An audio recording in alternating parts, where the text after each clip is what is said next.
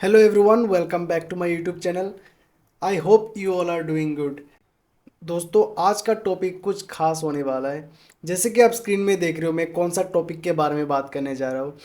इस रेशियो को छोटे से छोटे इन्वेस्टर्स एंड बड़े से बड़े इन्वेस्टर्स यूज़ करते हैं day to day for stock valuation के लिए। तो हम आज इस रेशियो को बहुत ही डिटेल्ड में जानेंगे इसका। तो प्लीज़ आप इस वीडियो को एंड तक ज़रूर देखना बिना स्किप करें। और दोस्तों आप सभी को मैं दिल से थैंक यू बोलना चाहता हूँ क्योंकि आपने मुझे बहुत ही कम समय में 1000 सब्सक्राइबर बना के दिया है। तो आप सभी को thank you from the bottom of my heart. तो प्लीज़ आप ऐसे ही मुझे सपोर्ट एंड ब्लेसिंग करते रहे।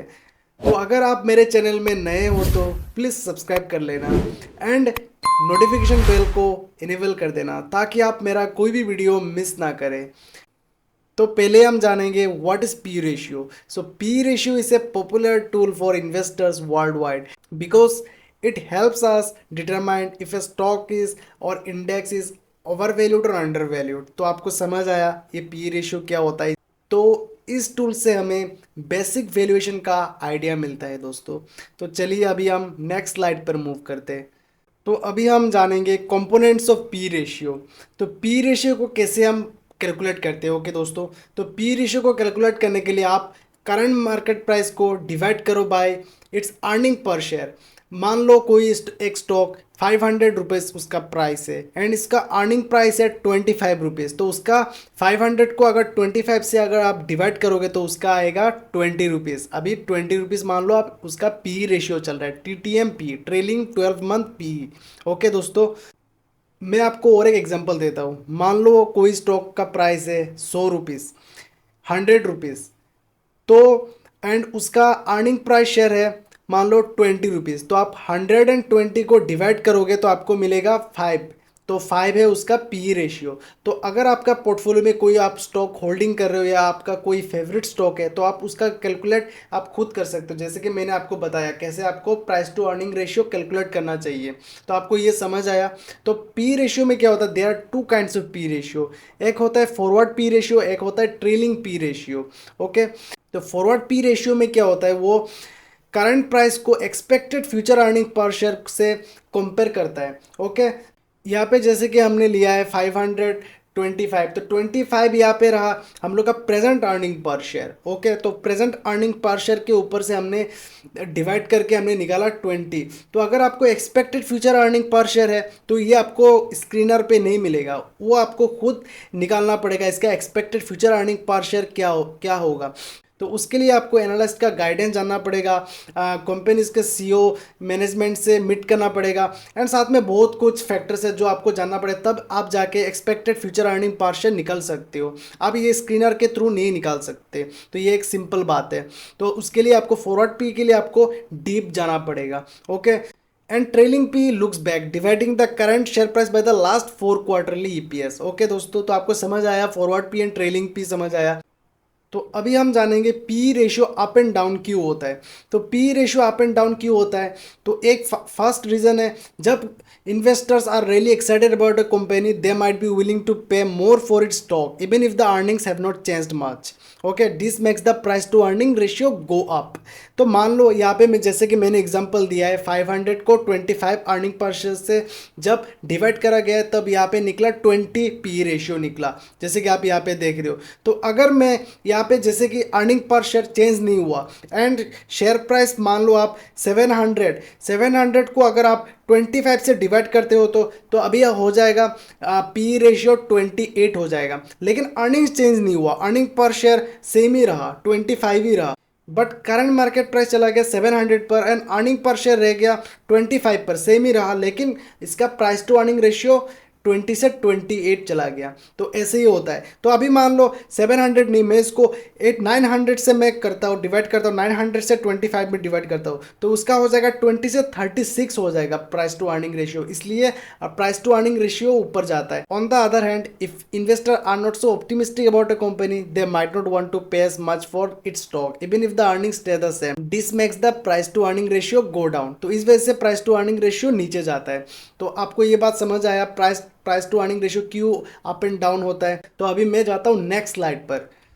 तो which is more crucial, forward और ट्रेलिंग पी रेशियो। तो बिग इन्वेस्टर क्या करता है, हमेशा वो लोग फॉरवर्ड पी रेशियो को ज़्यादा वेट देते हैं over trailing P ratio because it reflects future expectation rather than past performance. However, for smaller size company, trailing earnings might be more reliable for calculating P ratio. Since forward earnings can be less trustworthy unless you know about the company ins and out. अगर आपको company के बारे में कोई भी अंदाजा नहीं है तो आप फॉरवर्ड पी कैलकुलेट नहीं कर पाओगे, ये सिंपल बात है। बिग इन्वेस्टर क्यों फॉरवर्ड पी रेशियो को ज़्यादा प्रीफर करते हैं, बिकॉज क्योंकि वो लोग मैनेजमेंट के साथ हमेशा कनेक्टेड रहते हैं एंड साथ में वो लोग डीप एनालिसिस करते हैं, उनको कंपनी के बारे में हर एक बात पता होता है, इसलिए वो लोग फॉरवर्ड पी को ज़्यादा प्रीफर करते हैं ओवर ट्रेलिंग पी।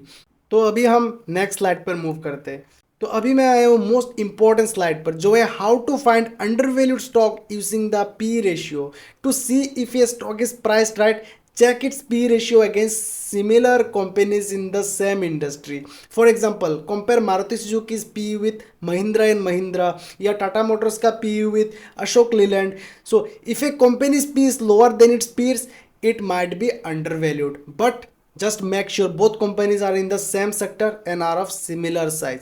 अगर आप मान लो मारुति सुजुकी का PE HDFC बैंक से कंपेयर करते हो तो वो नहीं होगा, क्योंकि HDFC बैंक वो बैंक सेक्टर में आता है, ये आता है ऑटोमोबाइल सेक्टर में। ओके, तो सिमिलर सेक्टर होना पड़ेगा, सेम सेक्टर में होना पड़ेगा एंड सिमिलर साइज होना पड़ेगा। अभी हम सेकंड पॉइंट पे आते हैं, वो है you can also look at how the company's current P ratio compare to its past. आप हिस्टोरिकल पी से भी आप कंपेयर कर सकते हो, जैसे कि अभी screener.in में दिया गया है 5 ईयर पी, 10 ईयर पी, आप उससे भी कंपेयर कर सकते हो। जैसे कि मान लो अभी करंट पी चल रहा है 20 एंड इसका 5 ईयर्स हिस्टोरिकल पी चल रहा था 50 एंड 10 ईयर्स का पी चल रहा था 70। तो ये गुड डील है। ओके, तो अगर मतलब if it's low compare to what it's been before, तो it might mean the stock is a good deal. अभी हम आते हैं थर्ड पॉइंट पे, जो है compare the P ratio with the growth rate of the company. If earnings multiple less than growth rate, it is undervalued. Okay, तो अगर आप मान लो कोई स्टॉक चल रहा है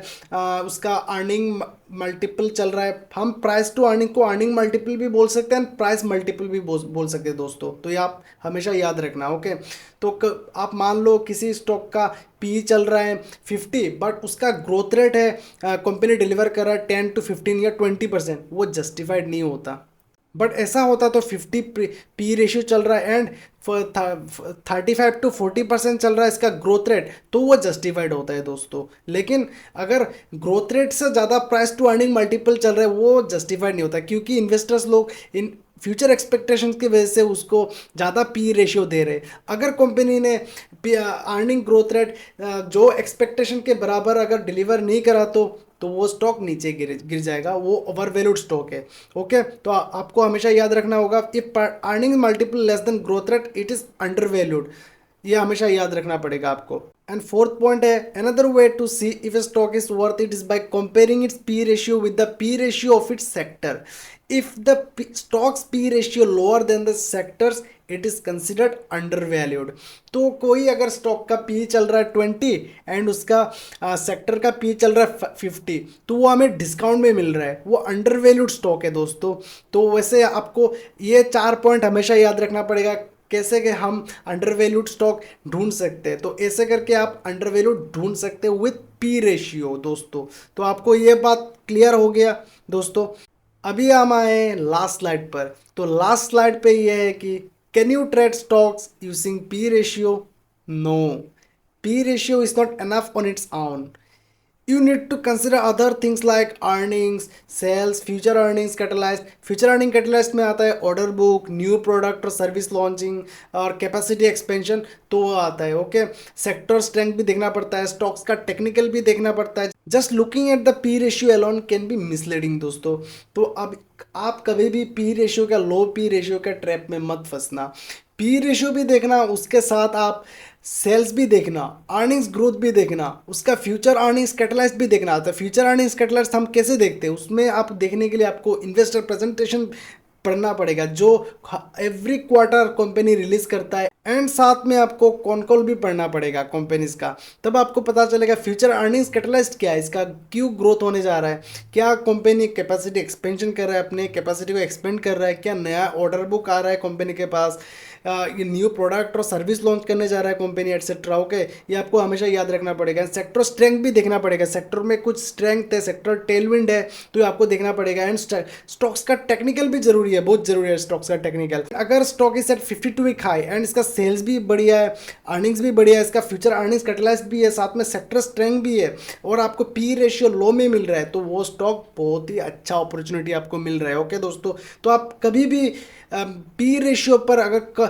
लो पी रेशियो मिल रहा है, इसका मतलब ये नहीं कि मुझे डिस्काउंट में मिल रहा है तो मुझे बाय कर लेना चाहिए। नो, आपको ऐसा नहीं करना चाहिए। ऐसा करोगे तो आप पैसा गवा दोगे, पैसा मार्केट में।